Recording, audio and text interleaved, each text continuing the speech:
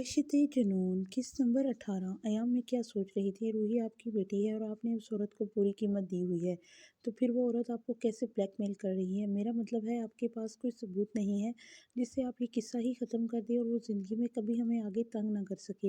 एला के बार बार फ़ोन करने पर उस औरत की फ़िक्र होने लगी थी। उसे पता चल चुका था कि एला इतनी आसानी से उनका पीछा नहीं छोड़ेगी। मैं तुम्हें रात को पूरी बात बता ही रहा था, मगर तुमने सुना ही नहीं। इंग्लैंड के कानून के मुताबिक सबसे बड़ा गुनाह बच्चों को खरीदना और बेचना ही है, और ये जो मैंने और एला दोनों ने किया है। एला इस बच्चे को जन्म देने के लिए तैयार हो गई थी, लेकिन उसने इसके लिए मुझसे बहुत बड़ी कीमत मांगी थी, और मेरे पास एक एक चीज़ का सबूत है। मैंने इस बच्ची को दुनिया में लाने के लिए बहुत बड़ी कीमत उसे दी है। ये बात इंग्लैंड के कानून को पता लगती है तो बच्ची को हम दोनों से छीन लिया जाएगा। एला को तो कोई फ़र्क ही नहीं पड़ेगा, क्योंकि वो इस बच्ची की माँ तो कभी बनना ही नहीं चाहती थी। लेकिन मेरी ज़िंदगी बुरी तरह से मुतासर होगी हीर, क्योंकि मैं अपनी बेटी के बिना नहीं रह सकता। वो इसे पूरी बात बताता रूही के बालों में उंगलियां चला रहा था, जो अपने टैब पर न जाने कौन सी गेम खेल रही थी। मतलब कि वो अगर हम पर केस करवाती है तो नुकसान सिर्फ हमारा ही होगा। आप इसे बहुत सारे पैसे दे दें और हमेशा के लिए इन चीज़ों से अलग कर दें। नहीं हीर, वो पैसे लेकर साइड से हटने वालों में से नहीं है। वो मुझसे कुछ और डिमांड कर रही है। वो परेशानी से बताने लगा। लेकिन क्या? ये भी तो बताएं। वो इससे परेशान देखते हुए सवाल करने लगी। आखिर ऐसी क्या डिमांड कर रही है वो, जो अयाम पूरी नहीं कर पा रहा था? अपनी बेटी के लिए वो कुछ भी करने को तैयार था। वो चाहती है कि मैं अपनी बेटी के लिए उससे शादी कर लूं, जैसे उसके सर पर बम फोड़ा था। जबकि इस दफ़ा रूही को अपनी जानब मुतवज्जो देखकर वो इसे बाहर आने का इशारा करता खुद बालकनी की तरफ निकल गया था। वो अपनी बेटी के जहन में ऐसी कोई चीज़ नहीं डालना चाहता था जो आगे जाकर उसके लिए मुश्किल पैदा करे। अब वो आपसे क्यों शादी करना चाहती है? जब आपने उसे शादी की ऑफ़र की थी तो तब उसने शादी क्यों नहीं की? उसका दिमाग अच्छा खासा घूम गया था। वो अभी हीर के सामने नहीं आई थी तो हीर का गुस्से से बुरा हाल हो रहा था, और अगर वो हीर के सामने आ जाती तो न जाने वो इसके साथ क्या करती। इस वक्त उसके पास बहुत पैसा आ गया था हीर, और उसे अपनी आज़ादी बहुत प्यारी थी। इसके मुताबिक हम मुसलमान मर्द अपनी औरतों को पर्दा करवाने पर मजबूर करते हैं और इनसे इनकी आज़ादी छीन लेते हैं, और वो एक ऐसे मर्द के साथ ज़िंदगी बर्बाद नहीं कर गुजार सकती थी, तो फिर वो अब क्यों आपके साथ अपनी ज़िंदगी बर्बाद करना चाहती है? सीने पर हाथ बांधते हुए उससे सवाल करने लगी, क्योंकि वो यहाँ मेरे पास रहकर वो मुझसे सारी ज़िंदगी रूही के नाम पर ब्लैकमेल करना चाहती है। वो जान चुकी है कि उसकी औलाद मेरी कमज़ोरी बन चुकी है और मैं उसके लिए किसी भी हद तक चला जाऊँगा। वो रूही को इस्तेमाल करना चाहती है अपने मुफाद के लिए। उसे सारी ज़िंदगी के लिए पैसा चाहिए। थोड़े बहुत पैसों से उसकी ज़िंदगी भर गुजारा नहीं हो सकता, इसलिए उसने अपना फ्यूचर सिक्योर बनाने का इरादा किया है, वो भी रूही के दम पर। मुझसे कुछ भी करवा सकेगी। वो दिन रात मुझे मेरी पार्टी की वजह से टार्चर करेगी। वो अपनी ज़िंदगी अय्याशी से गुजारेगी, तो आप इनकार कर दें, उल्टा आप उस पर केस करवा दें कि वो किस तरह आपको ब्लैकमेल कर रही है, और आप अपनी बेटी उसे नहीं देंगे। बहुत मुश्किल है हीर, अदालत मुझसे सबूत मांगेगी। ये इतना मुश्किल नहीं है अयाम। वो आपकी बेटी है, वो आपसे आपकी औलाद नहीं छीन सकती। आप उसकी नीयत से वाकिफ़ हैं। वो आपका कुछ भी बिगाड़ नहीं पाएगी। और वैसे भी जब ये बात खुलेगी कि वो रूही को मारना चाहती थी, तो तब कानून उसका साथ नहीं देगा। वो मुझ पर चाइल्ड किडनैपिंग का केस भी करवा सकती है हीर। हीर, वो मुझे ऐसी धमकी दे रही है कि जैसे मैंने उसके बच्चे को किडनैप किया हो। मैं अदालत में उससे कहता हूँ कि मैंने उसके बच्चे को इससे ख़रीदा है, तो अदालत मुझसे रूही को छीन लेगी। अगर इस बात को मानता हूँ तो मेरी ज़िंदगी बर्बाद हो जाएगी। सब कुछ उसके हाथ में है हीर, मेरे हाथ में कुछ भी नहीं है। वो भी बस था। लेकिन अयाम, वो आप पर किडनैपिंग का केस कैसे कर सकती है? आप बाप हैं इसके। क्या बाप अपनी औलाद को किडनैप करेगा? आप दलील दे सकते हैं। वो इसका हौसला बढ़ा रही थी। लेकिन इसके लिए हीर, मेरे पास सबूत भी होना चाहिए कि रूही मेरी बेटी है। पहले कानून मुझ पर ये बात साबित करनी पड़ेगी, जो कि मैं नहीं कर सकता। आप क्यों नहीं कर सकते? आप डीएनए रिपोर्ट बनवाएं। और वो बोलते बोलते अचानक खामोश हो गई थी, जबकि अयाम सर नफ़ी में हिलाता ग्रिल के साथ खड़ा था। मतलब कि रूही आपकी बेटी नहीं है? नहीं, वो एला के एक्स बॉयफ्रेंड की बेटी है। मैं उस रात बेहोश हो गया था। मैंने ऐसा कोई गुनाह नहीं किया हीर, जिसकी वजह से मुझे तुम्हारे सामने शर्मिंदा होना पड़े। جس شخص کی یہ بیٹی ہے اس وقت وہ شخص ایلا کے ساتھ ملا ہوا ہے۔ شاید ایلا نے بھی اس سے کوئی بہت بڑی آفر کی ہوئی ہے، اس وجہ سے وہ اس کا ساتھ دے رہا ہے۔ میرے سارے دلائل اور ثبوت دھرے کے دھرے رہ جائیں گے اور وہ لوگ بس یہ بات ثابت کر کے روحی کو مجھ سے چھین لیں گے کہ وہ اس کے ماں باپ ہیں اور میں کچھ بھی نہیں، بلکہ اس کے پیدا ہوتے ہی میں نے اسے اغوا کر لیا۔ میں اپنی بیٹی کی شکل تک نہیں دیکھ پاؤں گا کبھی۔ وہ ایک ایک لفظ پر زور دیتے ہوئے بول رہا تھا، جبکہ ہیر کے پاس تو کہنے کو کچھ بچا ہی نہیں تھا۔ تو آپ نے مجھ سے جھوٹ کیوں بولا ایام؟ اگر وہیں آپ کی بیٹی نہیں ہے تو آپ نے رات کو وہ سب کچھ کیوں کہہ رہے تھے؟ وہ ایام کو دیکھتی ہوئی پریشانی سے پوچھنے لگی۔ ہیر سچ مچ میں اس کی حرکت پر غصہ ہو گئی تھی۔ وہ اسے جھوٹ بول کیوں رہا تھا؟ کیونکہ میں تمہارا ری ایکشن دیکھنا چاہتا تھا ہیر، کیونکہ میں اتنا تو سمجھ گیا تھا کہ میری خاطر شاید تم روحی کو قبول کر لو، لیکن ایک ناجائز اولاد کے لیے تمہارے دل میں گنجائش نکالنا ہو سکتا ہے مشکل ہو جائے۔ اس لیے میں نے یہی سوچا تھا کہ میں روحی کو تم سے اپنی بیٹی بنا کر ہی متعارف کرواؤں گا۔ میں یہ راز تم سے بھی چھپانا چاہتا تھا، لیکن بے شک تم بہت اعلیٰ ظرف ہو۔ تم نے روحی کو میری بیٹی کے طور پر نہیں بلکہ اپنی بیٹی کے طور پر قبول کیا ہے، اور اب مجھے کوئی ڈر نہیں ہے کہ بے شک تم یہ سب کچھ جان جاؤ۔ بس میری بیٹی کو قبول کرو، اسے تمہاری محبت چاہیے۔ میری بیٹی کو ایک ماں ہی کی ضرورت تھی، اور الحمدللہ اللہ پاک کا بہت کرم ہے کہ میری بیٹی کو ایک ماں ملی ہے۔ تم سچ میں اس کی ماں ہو ہیر، تم سچ میں اس سے محبت کرتی ہو، اور یقین مانو میری زندگی میں اس سب سے زیادہ اور بڑی کوئی خوشی ہو ہی نہیں سکتی۔ میں تمہارا شکر گزار ہوں کہ تم نے میری بیٹی کو قبول کر لیا۔ میری بیٹی کو تمہاری ضرورت ہے، تمہاری جیسی ماں کی ضرورت ہے۔ اس دنیا میں کوئی بھی تمہاری جگہ نہیں لے سکتا ہیر، اس لیے میں تمہیں یہ سب کچھ بتا دیا۔ میری زندگی میں تم پہلی اور آخری محبت بن کر آئی ہو، اور تم سچ میں محبت کے لائق ہو۔ مجھے تم سے اسی دن محبت ہو گئی تھی جب میں نے تمہیں دیکھا، لیکن روحی سے تمہاری محبت دیکھ کر مجھے اپنی چوائس پر فخر ہو رہا ہے۔ بہت شکریہ میری زندگی میں آنے کے لیے، تم نے میری زندگی کو خوشیوں سے بھر دیا ہے۔ وہ آہستہ سے اسے تھام کر اپنے سینے میں چھپا چکا تھا، جبکہ وہ نہ جانے کیا کیا پوچھنا چاہتی تھی اور کون کون سی باتیں کرنا چاہتی تھی۔ اس کے الفاظ پر وہ خاموش ہو گئی۔ وہ اس کے سینے سے لگے اس کے دل کی دھڑکنوں کو سن رہی تھی۔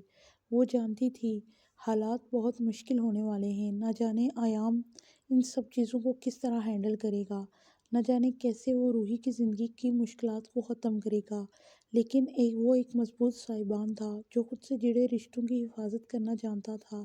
روحی کے بارے میں اسے کوئی ڈاؤٹ نہیں رہا تھا کہ روحی کون تھی، کیا تھی، اسے فرق نہیں پڑتا تھا۔ روحی اس کی بیٹی تھی اور ہمیشہ اس کے ساتھ رہنے والی ہے، اس کے لیے بس اتنا ہی کافی ہے۔ یہ تو بہت خوبصورت جگہ ہے، مجھے یہاں کر بہت خوشی ہوئی ہے ایام۔ انہیں یہاں آئے آج چھٹا دن تھا، کہنے کو سب کچھ پرسکون تھا، لیکن دل کے اندر ایک ڈر تھا جو ان دونوں کو پریشان کر رہا تھا۔ ایام کو مسلسل فون آ رہے تھے جنہیں وہ اگنور کر رہا تھا۔ اس نے کہا تھا کہ وہ اپنے طریقے سے ان ساری چیزوں کو ہینڈل کر لے گا، اسے پریشان ہونے کی ضرورت نہیں، لیکن وہ چاہ کر بھی اپنی پریشانی ختم نہیں کر پا رہی تھی۔ یہاں سوال ان کی بیٹی کا تھا جسے وہ خود سے الگ نہیں کر سکتے تھے۔ روحی تو بہت خوش تھی، اپنی ہی مستی میں لگی ہوئی تھی، کبھی ادھر جا رہی تھی تو کبھی ادھر۔ ہیر کو ایسا محسوس ہوا جیسے کوئی انہیں دیکھ رہا ہے۔ یہاں آنے کے بعد اسے ایسا کچھ بھی محسوس نہیں ہوتا تھا، اس سے وہ بالکل بے فکر ہو چکی تھی۔ وہ سکون سے ہر طرف نکلتی تھی، ہر طرف گھومتی تھی، لیکن آج پھر سے یہ احساس اس کے دل میں ڈر جگا گیا تھا۔ اس نے آگے پیچھے ہر طرف مڑ کر دیکھا، لیکن اسے کوئی نظر نہیں آیا۔ دھیان ایک دفعہ پھر سے سامنے روحی اور ایام کی طرف چلا گیا۔ روحی اسے اپنا ٹویٹی دیتے ہوئے کوئی چیز مانگ رہی تھی، یعنی زور و شور سے رشوت کا کام چل رہا تھا۔ ویسے وہ سوچتی تھی کہ روحی کی ٹویٹی اس کا بیٹا ہونے کی وجہ سے کافی فائدہ اٹھاتا ہے۔ کبھی وہ اس کے ساتھ ایک ملک اور کبھی وہ دوسرے ملک جاتا ہے، کیونکہ اس کے بنا روحی کا گزارا نہیں تھا، اور روحی جب اپنے مطلب پر آتی تھی تو سب سے پہلے رشوت کے طور پر ایام کو اسی کے حوالے کرتی تھی۔ بیچارہ اپنی ماں کی وجہ سے ہزاروں بار داؤ پر لگ چکا تھا۔ ایام ہر بار اسے لے لیتا تھا اور رات ہوتے ہی اسے واپس کر دیتا تھا، کیونکہ وہ یہ بھول چکی تھی کہ وہ اس کے بدلے میں کچھ اور لے چکی ہے۔ اس وقت بھی روحی ایام کو لالچ دے رہی تھی اور اس کے بدلے میں اپنا سب سے قیمتی خزانہ یعنی اپنا بیٹا ٹویٹی اس کے حوالے کر رہی تھی۔ ایام پوری طرح سے سوچنے کی ایکٹنگ کرتے ہوئے بالآخر مان ہی گیا تھا۔ اس کے لبوں پر مسکراہٹ دوڑ گئی تھی کیونکہ اس کی بیٹی نے اپنے باپ سے ایک نہیں دو آئس کریم کی فرمائش کی تھی، ایک اپنے لیے اور ایک کھیر کے لیے۔ بے شک اس نے یہ آئس کریم اپنے بیٹے کو بیچ کر حاضر کی تھی، لیکن وہ اپنی ماں کے لیے آئس کریم لے آئی تھی۔ ابھی تھوڑی دیر پہلے کی بات ہے جب راستے میں پارک کی طرف آتے ہوئے اس نے آئس کریم کھائی تھی۔ ایام اسے ہر چیز کی ایک لمٹ ہی دیتا تھا، لیکن لالچ میں آ کر اس نے اس کی بات مان لی تھی کیونکہ اسے ٹیٹی جیسا پیارا بیٹا چاہیے تھا، اور اب وہ دونوں کے سامنے والی شاپ سے آئس کریم لے رہے تھے جو اس نے خوشی خوشی ایک اس کے حوالے کر کے اور ایک بیٹھ کر خود کھانے لگی تھی، جبکہ ایام اپنے ایک ہاتھ سے ٹویٹی کو اپنے سینے سے لگائے چپ کروا رہا تھا کیونکہ بقول روحی کہ وہ اپنی ماں سے دور ہوتے ہی رونے لگ گیا تھا۔ روحی کو اسے احساس کرنا تھا، لیکن 10 منٹ کے بعد وہ آئس کریم کھا کر فارغ ہو جائے گی تب، جبکہ ایام کو یہ فکر کھائی جا رہی تھی کہ اس کی ماما آئس کریم ختم ہوتے ہوتے کہیں ٹویٹی اپنا ڈائپر نہ گندا کر دے۔ کل ایام اور وہ لوگ واپس جا رہے تھے۔ ایام آج تھوڑی دیر کے لیے کہیں باہر گیا تھا، اس کی واپسی بھی جلدی ہو گئی تھی۔ اسے پتا تھا کہ وہ روحی کی وجہ سے کہیں گیا تھا۔ فی الحال وہ یہاں کے وکیلوں سے مل رہا تھا تاکہ وہ اپنے کیس کو مضبوط بنا سکے، لیکن یہاں پر کچھ بھی آسان نہیں تھا۔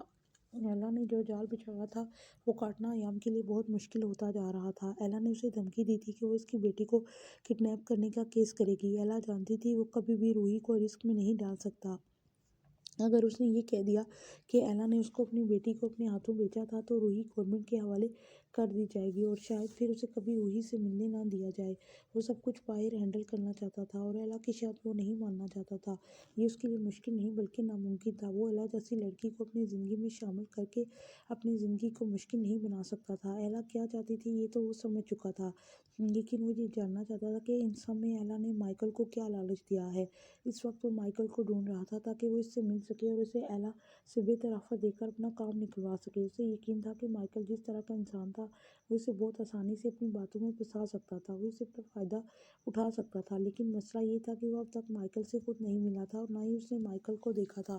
یہ تو تب کی بات تھی کہ روحی پیدا ہوئی تھی اور روحی کو خون کی شدید ضرورت تھی۔ اس وقت ڈاکٹر نے کہا تھا کہ روحی کو صرف اس کے باپ کا خون لگنا ہے۔ ایام تو اپنی بیٹی کے لیے جان دے سکتا تھا، وہ خون کیسے انکار کرتا، لیکن جب اس کا خون لیا گیا تو وہ روحی کے خون سے میچ نہیں ہوا۔ تب جا کر اس نے ڈی این اے ٹیسٹ ہوئے تو پتا چلا کہ وہ اس کی بیٹی ہی نہیں ہے۔ اس وقت اسے بہت غصہ آیا۔ ایلا نے بھی اس بات کو قبول کر لیا تھا کہ اس رات اس دونوں کے بیچ میں کچھ بھی نہیں ہوا۔ ایام نشے میں دھت ہوتا بے ہوش ہوش و حواس سے بیگانہ ہو گیا تھا، وہ بے ہوش ہو چکا تھا، اسے ساری رات ہوش نہ آیا۔ ایلا نے اسے ڈرنک میں جو نشہ ملایا تھا وہ بہت زیادہ اسٹرانگ تھا جس کی وجہ سے وہ اپنے مقصد میں کامیاب نہیں ہو سکی تھی، لیکن کبھی اس کی زندگی میں مائیکل نامی آدمی آ گیا۔ وہ ایام سے پیچھا چھڑوا کر مائیکل کے ساتھ اپنی زندگی میں مگن ہو گئی تھی، لیکن ان کا ریلیشن صرف زیادہ دن نہیں چل سکا اور مائیکل نے ایک آدھ مہینے میں ہی اسے بریک اپ کر لیا۔ ایلا پریگننٹ تھی اور وہ یہ بچہ بالکل نہیں چاہتی تھی۔ اس وقت اسے کوئی ایسا بھی انسان نہیں مل رہا تھا جس کی مدد سے وہ ابارشن کروا سکے۔ اس کے لیے اس نے پھر سے ایام سے مدد لینے کا سوچا اور وہ ایام کے پاس آئی تھی اور اس سے کہہ دیا کہ یہ اس کا بچہ ہے۔ وہ جو پہلے ہی اپنے ضمیر کی ملامت پر قید تھا، اس کی بات پر پورا ایمان لے آیا اور اس بات کو تسلیم کر لیا کہ ایلا کی کوکھ میں اسی کا بچہ پل رہا ہے۔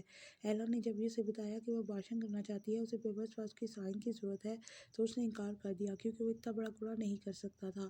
وہ اپنے رشتے کو جائز بنانا چاہتا تھا۔ اس وقت اس نے شادی کی بھی آفر کی تھی، لیکن اس وقت ایلا کی سوچ یہ تھی کہ وہ ایک مسلمان کے ساتھ اپنی ساری زندگی نہیں گزار سکتی، اسے دوسری سانس بھی نہ لینے دے۔ اس نے شادی سے صاف انکار کر دیا تھا، یہاں تک کہ وہ بچہ بھی نہیں رکھنا چاہتی تھی، لیکن ایام نے اسے ایک اچھی خاصی رقم آفر کی تھی۔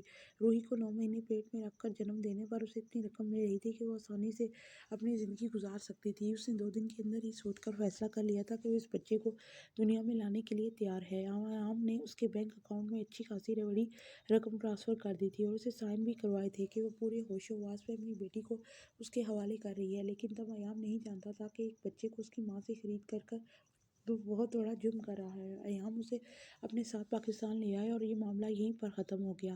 روحی کی پہلی سالگرہ پر ایام کو فون آیا تھا۔ ایلا نے اس سے پیسے مانگے تھے، ایام نے بنا چوں چرا اسے پیسے دے دیے تھے۔ اس وقت وہ یہ نہیں جانتا تھا کہ وہ ایلا کو شے دے چکا ہے خود کو بلیک میل کرنے کے لیے۔ 6 مہینے کے بعد اسے پھر سے ایلا کی کال آنا شروع ہوئی۔ اسے دوبارہ پیسے دینا ایام کے لیے مشکل نہیں تھا، اسے جتنا بن پڑا وہ اس کے حوالے کرتا گیا۔ وہ یہ نہیں جانتا تھا یہ سب کچھ اس کے لیے مصیبت بن سکتا ہے، جو کہ اب واقعی اس کے لیے بن گیا تھا۔ اس مصیبت سے نکلنے کے لیے اسے مائیکل کو ڈھونڈنا تھا، مائیکل سے ملنا تھا، اور مائیکل ہی اسے اس مصیبت سے نکال سکتا تھا۔ ساری پیکنگ ہو چکی تھی، وہ آج واپسی کے لیے تیار تھے، آج پاکستان جا رہے تھے، جبکہ ہیر کب سے پیکنگ کرتی اپنی زندگی کا سب سے بڑا فیصلہ کر چکی تھی، جبکہ ایام اچانک سے اس کے پاس آیا، اس کے چہرے کو تھام کر بھرپور جسارت اس کے ہونٹوں پر انجام دیتا روحی سے شرارت میں مگن ہو گیا۔ ہیر اسے گھورتی مسکرا کر ایک بار پھر سے اپنا کام سر انجام دینے لگی۔ روحی تو بہت خوش تھی، اپنے گھر واپس جا رہی تھی، کیونکہ اسے جہاز پر بیٹھنا تھا، جبکہ ہیر کا تو سارا دھیان ایام پر ہی تھا، جس کی پریشانی ابھی بھی ختم نہیں ہوئی تھی۔ بظاہر تو وہ نارمل تھا، کبھی روحی کے ساتھ مستیاں کرتا تو کبھی اس کے ساتھ رومانٹک موڈ آن ہو جاتا، لیکن پھر بھی سکون بھری زندگی میں بہت پریشانیاں تھیں۔ ہیر روحی کے منہ میں فیڈر ڈال کر ایام کے پاس واپس آ گئی، جو کب سے اشاروں میں اس اپنے پاس آنے کا اشارہ کر رہا تھا۔ روحی کو سوتے پا کر وہ اس کا ہاتھ تھام کر اسے اپنی طرف کھینچتے ہوئے اس کے چہرے پر جا بجا اپنے لبوں کا لمس چھوڑنے لگا تھا، جبکہ ہیر نے اچانک ہی اپنی بات شروع کر دی تھی۔ ایام، میں نے فیصلہ کیا ہے کہ آپ ایلا کی ڈیمانڈ کو پورا کر دیں۔ میرا مطلب ہے کہ ایلا آپ سے کچھ نہیں مانگتی، وہ صرف یہ کہہ رہی ہے کہ آپ اسے شادی کر لیں، اپنی زندگی سکون سے دیے ہوئے۔ ہو سکتا ہے شادی کے بعد وہ بدل۔ تمہارا دماغ خراب ہو گیا ہے، یہ تم کیا بکواس کر رہی ہو؟ کیا تمہیں اتنا گرا پڑا لگتا ہوں؟ ایک ایسی عورت کو جو ہر دوسرے مرد کے ساتھ راتیں رنگین کرتی ہے، اسے اپنے نکاح میں لے کر ساری زندگی کے لیے خود کو گناہگار لوں؟ کیا لگتا ہے وہ تمہاری جیسی ہے کہ وہ ساری زندگی خود کو ایک مرد سے باندھ کر رکھے گی؟ کیا سمجھتی ہو تم؟ اس نے کس کے ساتھ میری بیٹی کو پیدا کیا وہ خود بھی نہیں جانتی تھی کہ اس کے بچے کا باپ کون ہے، اور تم مجھے کہتی ہو کہ میں اس کی ماں کو پورا کر کے اس کے ساتھ نکاح کر لوں؟ میں اس کے منہ میں ساری زندگی نوٹ تو ڈال سکتا ہوں، لیکن اس کو اپنے نکاح میں نہیں رکھ سکتا۔ میں نے اسے شادی کی آفر کی تھی کیونکہ میں اپنی بیٹی کو ایک جائز زندگی دینا چاہتا تھا، اسے ایک مقام دینا چاہتا تھا۔ میں سوچتا تھا کہ وہ میری اولاد ہے، لیکن ایسا نہیں تھا۔ نہ جانے وہ کتنے بوائے فرینڈ سے انکار سن کر میرے پاس آئی، پتہ نہیں کس کس کو جا کر کہا تھا کہ وہ اس کے بچے کی ماں بننے والی ہے، اور تم کیا کہہ رہی ہو میں اس کی ڈیمانڈ پوری کر دوں؟ ہو سکتا ہے کہ وہ بدل جائے، آپ کو اسے موقع تو دینا چاہیے، یہ ہماری بیٹی کی زندگی کا سوال ہے، آپ پیچھے نہیں، وہ نہیں بدل سکتی، کبھی بھی نہیں پہلی بات تو یہ ہے کہ میرا دین اس بات کی اجازت ہی نہیں دیتا کہ دوسرے مذہب کی لڑکی اپنے نکاح میں رکھوں، اور تمہیں کیا لگتا ہے کہ وہ مجھ سے نکاح کرے گی؟ ہرگز نہیں، اور جس شادی کو وہ شادی کہہ رہی ہے میں اسے ہرگز نہیں مانتا، میں نہیں شامل کر سکتا اس لڑکی کو اپنی زندگی میں، کبھی بھی نہیں، ہرگز نہیں۔ اور تم دماغ سے یہ فضول سوچ نکال کر اس پر دھیان دو کہ ہم واپس جا رہے ہیں، اور میرے کچھ اچھے وکیلوں سے بات ہو چکی ہے، وہ اس مسئلے کو حل کریں گے، اور ویسے بھی میں اس آدمی کو ڈھونڈ رہا ہوں جس کے بل بوتے پر ایلا نے اتنا بڑا قدم اٹھایا ہے۔ وہ اسے سمجھاتے ہوئے اس کے لبوں پر جھک گیا تھا۔ اس وقت اسے ہیر کی ضرورت تھی، اور وہ خاموشی سے اس کی شدتوں کو برداشت کر رہی تھی۔ جہاز کا سفر شروع ہو چکا تھا، وہ پاکستان جا رہے تھے۔ ایئرپورٹ تک اس کا فون بجتا رہا۔ فلائٹ کے اندر آتے ہی اس نے اپنا فون بند کر دیا تھا، وہ ہر ٹینشن، ہر پریشانی یہیں چھوڑ کر جانا چاہتا تھا۔ پھر اس کے کندھے پر سر رکھے آنکھیں موندی ہوئی تھی، جب اسے محسوس ہوا کوئی اسے دیکھ رہا ہے۔ اس نے آنکھیں کھولی تو سامنے کی طرف 4 سیٹ چھوڑ کر ایک آدمی آگے کی طرف دیکھتے نظر آیا۔ اسے دیکھتے ہی اس کے اندر خوف کی لہر بیٹھ گئی، شاید یہ وہی آدمی تھا جس نے اسے مانچسٹر لفٹ میں دیکھا تھا، پھر لندن میں بھی اسے شک ہوا تھا کہ کوئی ہے جو ہر جگہ اس کا پیچھا کر رہا ہے۔ وہ اسے دیکھے جا رہی تھی، جب ایک بار پھر سے اس نے پیچھے مڑ کر پھر اس کی طرف دیکھا تھا، اس کا شک یقین میں بدل گیا تھا، یہ وہی شخص تھا، اور یہ یقیناً اس کا پیچھا کر رہا تھا۔ اس نے ایک نظر ایام کی طرف دیکھا، جو روحی کے ساتھ بادلوں کو دیکھ رہا تھا، اور ساتھ ہی اس کی کہانی بھی سن رہا تھا جس میں وہ بادلوں پر بیٹھی ہوئی تھی۔ اس کی کہانی کافی دلچسپ تھی، جو ایام مزے سے سن رہا تھا، جبکہ ہیر اپنے تیز تیز دھڑکتے دل کو قابو میں کرتی ایام کی طرف متوجہ ہوئی تھی۔ اس نے خود کو اس کے خوف سے نکال کر پرسکون کرنا چاہا تھا۔ شاید ایام ٹھیک کہتا تھا کہ وہ بہت زیادہ سوچنے لگی ہے، ممکن ہے اس کا تعلق پاکستان سے، اور وہ اپنے ملک پاکستان واپس جا رہا ہو۔ اسے غلط فہمی ہوئی تھی، وہ مڑ کر بھی اسے دیکھنے رہی تھی کہ وہ بھی پہچان چکا تھا یا پھر کوئی اور وجہ تھی۔ ہیر کچھ سوچنا نہیں چاہتی تھی، لیکن اس نے فیصلہ کر لیا تھا کہ روحی کے سوتے ہی وہ ایام کو سب کچھ بتائے گی۔ ہیر نے سوچا تھا کہ وہ ایام کو اس بارے میں بتائے گی کہ اسے اس آدمی پر شک ہے۔ وہ ایسا نہیں کر پائی تھی، کیونکہ وہ آدمی نہ تو دوبارہ اس کی طرف دیکھ رہا تھا، اور نہ ہی ایسا محسوس ہوا تھا کہ وہ اس پر نظر رکھے ہوئے، بلکہ وہ آدمی اپنے آپ میں وقت تھا، شاید تنہا تھا تو اسے ہر طرف نظر دوڑا رہا تھا۔ ہیر کا شک ختم ہو چکا تھا، ہیر سمجھ چکی تھی کہ یہ آدمی، یہ سب کچھ اس کی غلط فہمی ہے اور اسے کچھ بھی نہیں۔ وہ غلط فہمی کا شکار ہوئی تھی، وہ نہ جانے اس آدمی کے بارے میں کیا کیا سوچتی تھی۔ اگر اس آدمی کو پتہ چل جاتا تو وہ سچ میں شرمندہ ہو جاتی، सफ़र बहुत खूबसूरत था। आखिर दुनिया के दूसरे कोने से होकर आने के बाद दोबारा अपने मुल्क की सरज़मीन पर कदम रख चुके थे। हम पे वतन भी कमाल होते हैं। हमें अपनी सरज़मीन पर जो सुकून मिलता है, वो हमें कहीं और नहीं मिलता। इस वक़्त ऐसा ही सुकून अयाम अपने अंदर महसूस कर रहा था। कहने को उसने अपनी सारी ज़िंदगी गैर मुल्क में गुज़ारी थी। उसे यहाँ एक का वक़्त हुआ था, लेकिन फिर भी उसे जो सुकून यहाँ मुयस्सर था, वो उसे कहीं नहीं मिलता था। यहाँ पर उसे अपनी ज़िंदगी खूबसूरत लगती थी, पुरसुकून लगती थी। उसे लगता था जैसे वो अपनों में है। उन लोगों ने फ्लाइट से उतरकर जैसे ही ऑडिटोरियम में कदम रखा तो अयाम ने नज़र दौड़ाई थी, जहाँ उसे कहीं से अमजद नज़र आ जाए, क्योंकि आज वही उनको लेने आने वाला था। लेकिन तानिया को देखकर जहाँ हीर खुश होती उनकी तरफ बढ़ रही थी, वही अयाम के चेहरे पर मुस्कुराहट फैल गई थी। जबकि रूही ने बहुत खुशदिली से तानिया के गाल पर किस किया था, क्योंकि वो वीडियो पर भी अक्सर उससे बात करती रहती थी। वो इससे मिलते हुए काफ़ी खुश थी, लेकिन अमजद को पूरी तरह से भुला चुकी थी, जिसका अमजद को काफ़ी अफसोस हुआ था। फ़कत 1 महीने में ही अमजद उसकी मेमोरी से कहीं गायब हो चुका था। लेकिन कोई बात नहीं, वो बहुत जल्द इसे दोबारा पहचानने लगेगी। आखिर अयाम को पिक एंड ड्रॉप की ज़रूरत उसी की थी। रूही को तो वैसे भी बाहर जाने के लिए आइसक्रीम का बहाना चाहिए होता है। पहले वो खुद ही इसके पास आकर बातें करती थी, इसे आइसक्रीम खिलाने पर किस्से भी देती थी, लेकिन अब वो चूँकि इसे भुला चुकी थी, तो उसे याद आने में थोड़ा बहुत वक़्त दरकार था। सर, वो लोग वापस आ चुके हैं। मैंने आपको वहाँ उनके एक-एक लम्हे की तस्वीर भिजवा दी है। मैं हर वक़्त उनके पीछे ही रहा हूँ। पहले उन्होंने 1 हफ़्ता मैनचेस्टर में क़याम किया, इसके बाद वो लोग लंदन चले गए। वहाँ भी वो लोग 1 हफ़्ता रहे और अब वहाँ से वापस आ चुके हैं। लेकिन सर, मुझे वहाँ से ऐसी बात पता चली है जो आपके लिए काफ़ी फ़ायदेमंद हो सकती है। वो तजस्सुस भरे अंदाज़ में बताने लगा। लंदन में मैं आपसे राब्ते में इसलिए नहीं कर पाया क्योंकि इस चीज़ के बारे में सब कुछ पता कर रहा था और आज ही मेरी वापसी हुई है। लेकिन सर, अयाम की जो बेटी है, जो उसके बारे में मुझे बहुत बड़ा राज़ पता चला है, जिसे जानकर आप हैरान रह जाएँगे। वो बहुत राज़दाराना अंदाज़ में बोल रहा था, लेकिन इसे दूसरी तरफ से कोई दिलचस्पी महसूस नहीं हुई। नहीं, वक़ार, अयाम को छोड़ो, उस आदमी और उसकी बेटी के बारे में मुझे जानने में कोई दिलचस्पी नहीं रखता। अगर मुझे कुछ जानना है तो वो सिर्फ़ और सिर्फ़ इतना कि तुम इस लड़की को वहाँ से किस तरह गायब करोगे। मुझे वो लड़की चाहिए। तुम उसे किंग के बिस्तर पर किस तरह लाओगे। मैंने उस वक़्त तुम्हें मना किया था कि आप इस लड़की की शादी नहीं होने देंगे, लेकिन तुमने अपने दिमाग का इस्तेमाल करके पहले उसकी शादी सास से करवा दी और फिर उससे तलाक के बाद वो अब दूसरी शादी कर चुकी है और मैं अब तक हाथ पर हाथ धरे बैठा हूँ। मैंने आज तक कभी किसी लड़की का इतना इंतज़ार नहीं किया। वो अयाम सिकंदर के साथ अपनी ज़िंदगी शुरू कर चुकी है, सुकून से गुजार रही है और मैं यहाँ उसके लिए बेकरार बैठा हूँ। वो अयाब सिकंदर मुझे चैलेंज कर रहा है, मैं उसका कुछ नहीं बिगाड़ सकता। वो मुझे कह रहा है कि मैं उसके आगे हार गया हूँ, यानी किंग हार गया है। तुम जानते हो वक़ार, किंग कभी किसी के सामने नहीं आता।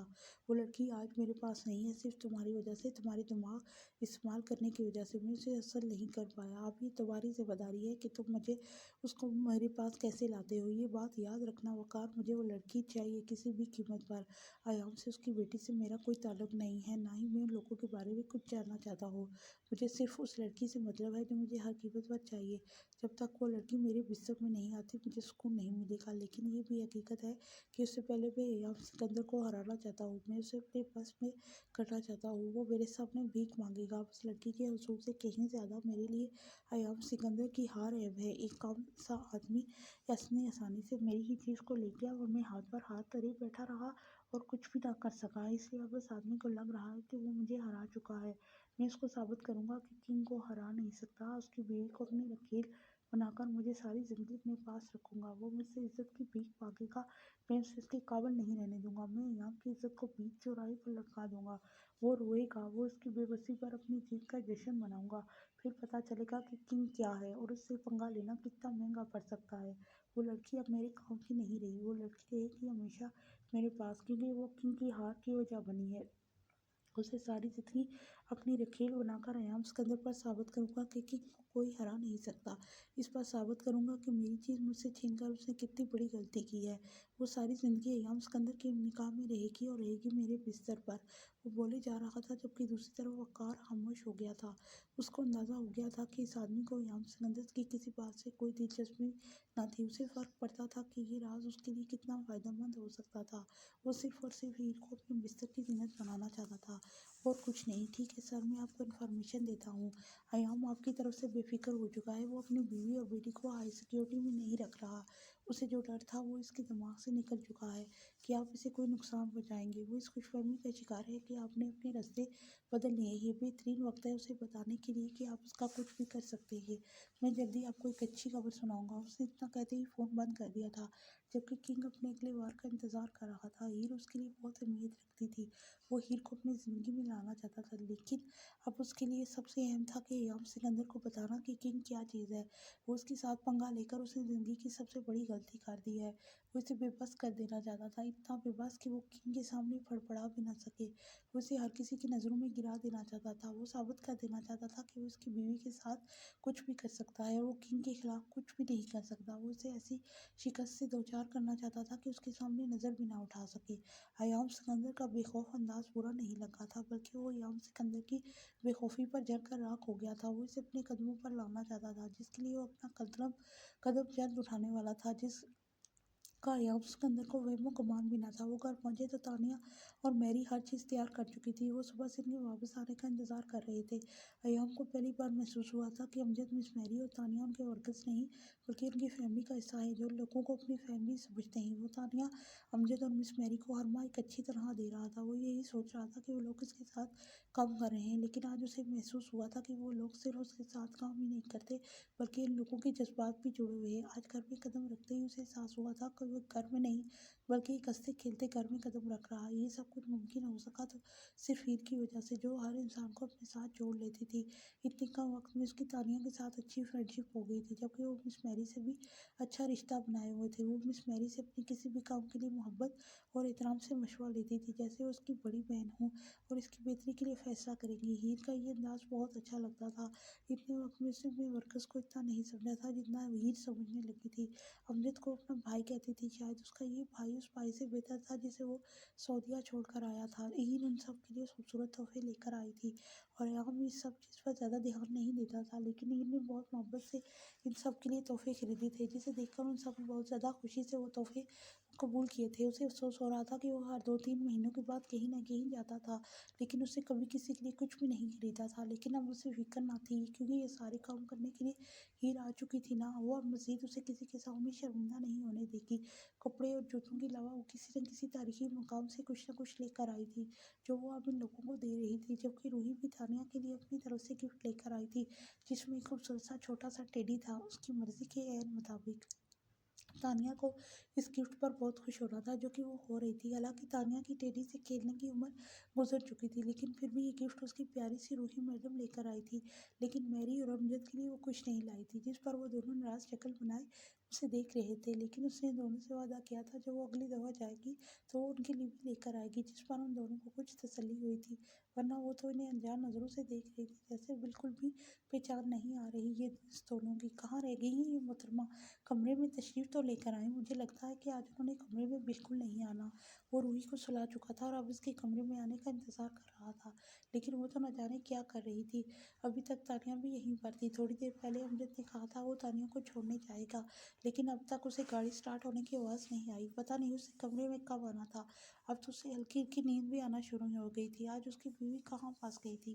اس کا دل چاہا وہ ایک بار اپنی بیوی کو دیکھ کر آئے۔ ابھی تک وہ مس میری اور تانیہ سے فارغ ہوئی کہ نہیں، لیکن پھر یہ سوچ کر کہ آنا تو اسے کمرے میں ہی ہے، صبر کی کرو ایک گھونٹ پی کر وہ اس کا انتظار کرنے لگا۔ شکر ہے اللہ کا محترمہ کمرے میں تشریف تو لے آئی، ورنہ آج تو میں اپنی بیوی کی شکل دیکھنے سے بھی محروم ہو گیا تھا۔ یہ کیا طریقہ ہے بیوی، کوئی اپنے شوہر کے ساتھ ایسا کرتا ہے؟ میں یہاں پچھلے 2 گھنٹوں سے روحی کو سلا کر تمہارے آنے کا انتظار کر رہا ہوں اور تم اب بھی تشریف لا رہی ہو؟ بے وفا، انتہائی ظالم بیوی، اور میں نکمی بیوی! مجھے اس طرح سے انتظار کروا کر کون سا تمغہ تم نے حاصل کر لیا ہے؟ دکھاؤ مجھے۔ میرا بالکل بھی ارادہ نہیں تھا تم سے بات کرنے کا، بلکہ میں تو پکا ناراض ہونے والا تھا، لیکن پھر کیا کروں، تمہاری معصوم شکل دیکھ کر مجھے ترس آ جاتا ہے۔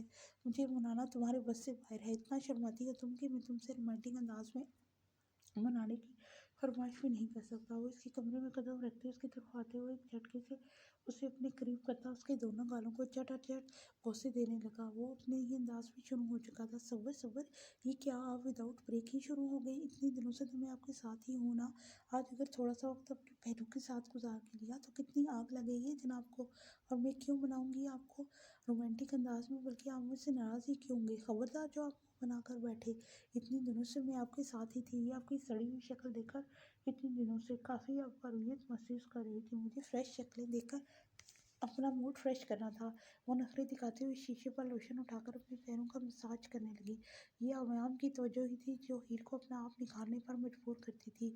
वो अयाम की तवज्जो की वजह से पूरी तवज्जो से कभी उसके पैरों पर लोशन लगाती और कभी अपने हाथों बाजू के पूरी तरह से मुतवज्जो उसकी एक एक हरकत को बहुत गौर से देख रहा था। इतनी मेहनत कर रही हो, यकीनन इसका खराज तो ज़रूर वसूल करोगी। मैं देने को तैयार हूँ। वो दिलो जान से उसके हाथों को अपनी हरकत करते देखकर बहकते हुए अंदाज में बोला, मुझे कुछ नहीं चाहिए जनाब, मैं अपनी एक भरपूर नींद लेना चाहती हूँ। वो मज़े से कहती लोशन अपनी जगह पर वापस रखती बेड पर आकर लेटने लगी थी। जब कहीं यहाँ में उसे अपनी तरफ खींचा, ना जाने मन इतनी मेहनत की है तो मैं तुम्हें कैसे बेमुराद लेटने दूँ। वो मैं तो तुम्हारे साथ बड़ी नाइंसाफ़ी हरगिज़ नहीं कर सकता। इसके होठों पर लब रखते वो पूरी तरह बहकते हुए बोला था, सामने वाले को अगर खराज की ज़रूरत ना हो तो उसका शिद्दत भरा लफ्ज़ अपनी गर्दन पर महसूस करते हुए उसके सीने पर उंगली चलाते हुए बोली, तो मैं तुम्हारे मामले में बिल्कुल नाइंसाफ़ी नहीं कर सकता। वो मुस्कुराते हुए उसके होठों को कैद करता उसकी बोलती बंद कर दिया था और उसके बाद वो इससे सारी रात अपने अंदाज में सराहता रहा। मोहब्बतों के मामले में वो खजाने रखता था। वो मोहब्बतों का समुंदर था जो हर वक्त उस पर निसार करने के लिए तैयार रहता था। इस वक्त भी वो अपने जज्बात का समुंदर उस पर निछावर कर रहा था। हीर बस उसके अंदाज में कोई खुद को दुनिया की खूबसूरत लड़की महसूस कर रही थी।